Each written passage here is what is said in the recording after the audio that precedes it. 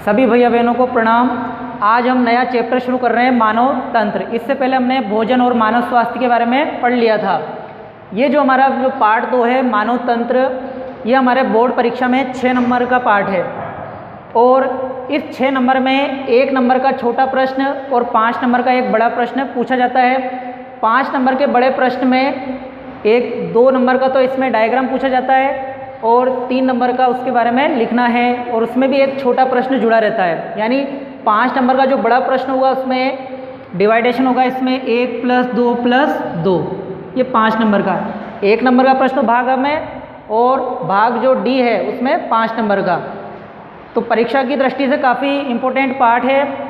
इस पार्ट में हम मानव तंत्र यानी मानव में जो भी तंत्र होते हैं, जैसे कि पाचन तंत्र है, श्वसन तंत्र है, उत्सर्जन तंत्र, तंत्रिका तंत्र, जनन तंत्र, जनन में भी मादा जनन तंत्र और नर जनन तंत्र इत्यादि विभिन्न प्रकार के तंत्र के बारे में हम अध्ययन करेंगे। पहला तंत्र पढ़ने से पहले हम जानते हैं कि कोशिका किसे कहते हैं। कोशिका हमने छोटी क्लास में पढ़ रखा है कि सजीवों की सूक्ष्मतम एवं क्रियात्मक इकाई को कोशिका कहते हैं। अब कोशिका से तंत्र कैसे बन रहा है उसको हम समझते हैं। पहले तंत्र पढ़ने से पहले तो हम जानते हैं कि जो कोशिका होती है, कोशिका और कोशिका मिलकर, कोशिका प्लस कोशिका मिलकर क्या बनाती है, ऊतक। ऊतक यानी इंग्लिश में इसको कहा जाता है टिश्यू। यानी कोशिकाओं का समूह मिलकर क्या बनाएगा, ऊतक, जिसका कार्य क्या हो, एक समान हो। इसी प्रकार हम और आगे बढ़ें तो ऊतक मिलकर, ऊतक प्लस ऊतक मिलकर बनाते हैं अंग यानी ऑर्गन, जैसे हाथ, पाँव, आमाशय, ये सब क्या है, अंग है। फिर आगे हम बढ़ें तो अंग प्लस अंग मिलकर, अंग प्लस अंग यानी सभी प्रकार के अंग मिलकर बनाते हैं अंग तंत्र। क्या बनाते हैं, अंग तंत्र। अंग तंत्र जैसे पाचन तंत्र, श्वसन तंत्र, तंत्रिका तंत्र, जनन तंत्र, ये सब क्या है, अंग तंत्र है यानी ऑर्गन सिस्टम कहलाते हैं। फिर हम आगे बढ़ें तो अंग तंत्र मिलकर, अंग तंत्र प्लस अंग तंत्र मिलकर क्या बनाते हैं, मानव शरीर। इस प्रकार से हमारा पूरा शरीर बना है। यानी शरीर में विभिन्न प्रकार के अंग तंत्र मिलकर पूरा हमारा शरीर बनाते हैं। तो ये समझ में आ गया होगा आपको।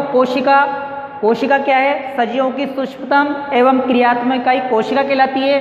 कोशिकाओं का समूह ऊतक कहलाता है। ऊतकों का समूह अंग, अंगों का समूह मिलकर अंग तंत्र और अंग तंत्र मिलकर क्या बनाते हैं, पूरा मानव शरीर बनाते हैं। अब इसमें हमारा जो पहला टॉपिक है वो है पाचन, और पाचन से संबंधित तंत्र जो है वो कहलाता है पाचन तंत्र। तो पाचन तंत्र पढ़ने से पहले हम पाचन का अर्थ समझते हैं कि पाचन किसे कहते हैं। पाचन का मतलब होता है भोजन के जटिल पोषक पदार्थों का विभिन्न रासायनिक क्रियाओं और एंजाइमों के माध्यम से सरल पदार्थों में बदलना पाचन कहलाता है। यानी कुल मिलाकर जटिल पोषक पदार्थों का सरल पदार्थों में बदलना। अब जटिल पोषक पदार्थ क्या है, जैसे प्रोटीन, कार्बोहाइड्रेट, वसा, खनिज लवण, विटामिन।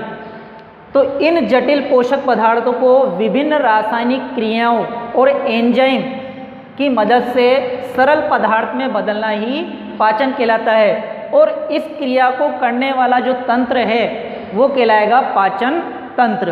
अब पाचन तंत्र में विभिन्न प्रकार के पाचन अंग और ग्रंथियां सम्मिलित होती हैं। अब पाचन अंग कौन कौन से हैं, पाचन अंग। तो पाचन अंग डायग्राम आपको नजर आ रहा है, चित्र इसमें। तो पाचन अंग में शुरुआत है, जैसे पहला मुख, दूसरा ग्रसनी, तीसरा ग्रसिका, चौथा आमाशय, पांचवा छोटी आंत, छोटी आंत, फिर छठा बड़ी आंत, बड़ी आंत के बाद नेक्स्ट है मलाशय और लास्ट गुदा द्वार। तो ये क्या है, पाचन अंगों के नाम हैं। साथ ही पाचन अंग तो होंगे ही शरीर, इसके अलावा इसमें पाचन ग्रंथियां भी सम्मिलित होती है। 3 प्रकार की पाचन ग्रंथियां होती हैं, जिसमें ग्रंथियों में 3 ग्रंथियां कौन कौन सी, पहली होगी लार ग्रंथि, लार ग्रंथि, दूसरी अग्नाशय और लास्ट यकृत ग्रंथि, यकृत ग्रंथि। तो इन सभी पाचन अंगों और ग्रंथियों की मदद से पाचन की क्रिया को संपन्न किया जाता है। डायग्राम हम देखते हैं पाचन अंग और पाचन ग्रंथियों को। तो पहला भाग मुख, दूसरा ग्रसनी, तीसरा ग्रसिका, चौथा आमाशय। आमाशय के बाद नेक्स्ट इसमें जो अंग है, आमाशय के बाद छोटी आंत, छोटी आंत के बाद इसके बाहर जो है ये बड़ी आंत, बड़ी आंत के बाद मलाशय और गुदाद्वार। ग्रंथियों की बात करें हम पाचन ग्रंथियों की, तो मुख के अंदर स्थित है लार ग्रंथि, लार ग्रंथि के बाद दूसरी है अग्नाशय ग्रंथि और तीसरी है यकृत ग्रंथि, जिसे हम मानव शरीर की सबसे बड़ी ग्रंथि भी कहते हैं, यकृत ग्रंथि। अब पाचन क्रिया किस प्रकार से संपन्न की जाएगी इसमें, तो उसको हम समझते हैं। इसमें सर्वप्रथम हम जो भोजन खाते हैं वो मुख के द्वारा ग्रहण किया जाएगा, मुख से मुख गुहा में जाएगा, यानी मुख के अंदर जो गैप है, जो रिक्त स्थान है, वो कहलाती है मुख गुहा। मुख गुहा में हम देखते हैं कि दांत होते हैं, दांत के द्वारा भोजन को चबाया जाता है। दांत हमारे जो हम पढ़ेंगे कि 4 प्रकार के दांत होते हैं, कृंतक, रत्नक, अग्रचवर्णक और चवर्णक।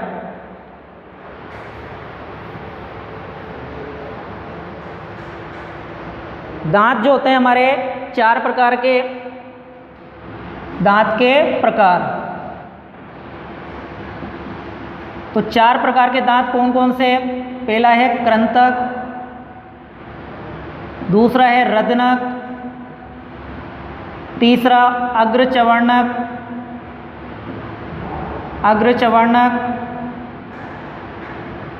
और चौथा है चवर्णक।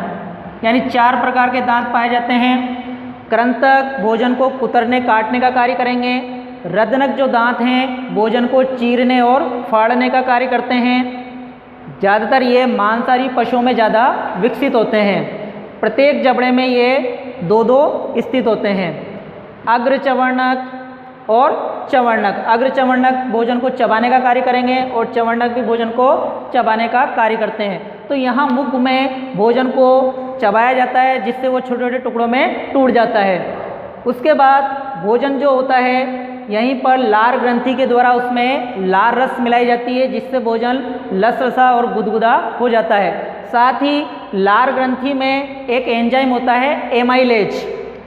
लार ग्रंथि में एक प्रकार का एंजाइम होता है एमाइलेज, जिसको हम टाइलिन भी कहते हैं, एमाइलेज या टाइलिन, जो क्या कार्य करता है, भोजन में उपस्थित जो मंड होती है उसको शर्करा में बदल देता है।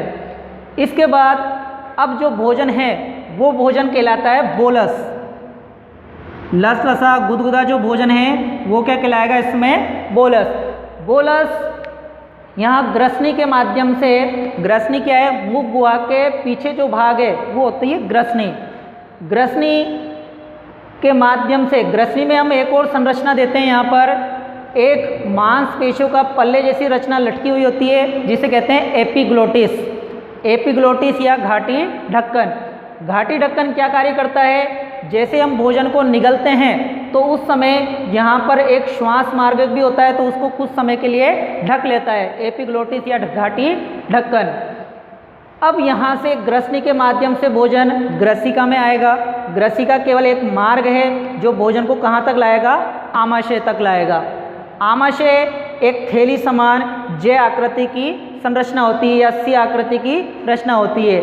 आमाशय की आंतरिक भित्ति जो होती है इसके द्वारा जठर रस स्त्रावित किया जाता है, और इस जठर रस में विभिन्न प्रकार के पदार्थ होते हैं, जैसे हाइड्रोक्लोरिक अम्ल यानी HCl, साथ ही श्लेष्मा और एंजाइम होते हैं इसमें, जैसे पेप्सिन और रेनिन एंजाइम, पेप्सिन और रेनिन।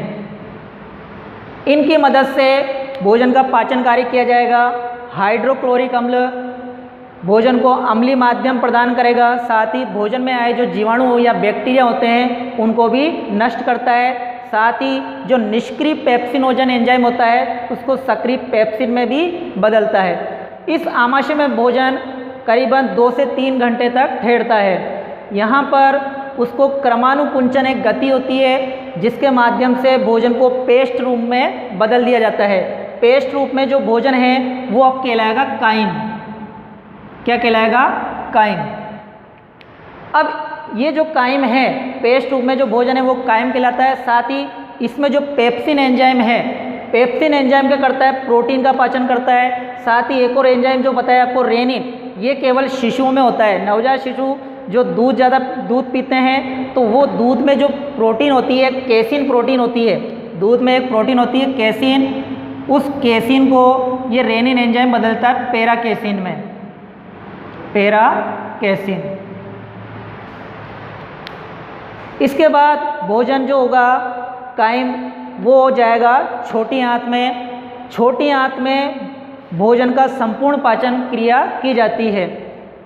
छोटी आंत में संपूर्ण पाचन क्रिया में अग्नाशय ग्रंथि के द्वारा इसमें अग्नाशय रस मिलाया जाता है। साथ ही यकृत ग्रंथि के अंदर जो पित्ताशय है, यकृत ग्रंथि से स्रावित रस पित्तरस, और पित्तरस किसके अंदर इकट्ठा होता है? इस पित्ताशय के अंदर। इस पित्ताशय के माध्यम से पित्तरस भी छोटी आंत में मिलाया जाता है। यानी छोटी आंत में प्रोटीन सरल पदार्थ एमिनो अम्ल में बदल जाएगा, कार्बोहाइड्रेट शर्करा में बदल जाएगी, और वसा जो होता है वसा वसी अम्ल और ग्लिसरॉल में बदल जाता है। इसके बाद छोटी आंत से जो भोजन है वो बड़ी आंत में जाएगा। बड़ी आंत में एक कार्य होता है केवल, जो अपचित भोजन है उसमें से जल और खनिज लवणों को अवशोषण करना। अब जो अपचित भोजन है वो ठोस रूप में बचेगा, जो मलाशय में जाकर इकट्ठा हो जाएगा और मलाशय से गुदार द्वार द्वारा निष्कासित कर दिया जाता है। तो इस प्रकार से ये पाचन क्रिया, अभी हमने केवल इसको शॉर्ट रूप में समझा है पाचन क्रिया को, ठीक है। और अगली क्लास में हम इसको और एक एक अंग के बारे में हम और विस्तार से अध्ययन करेंगे। धन्यवाद।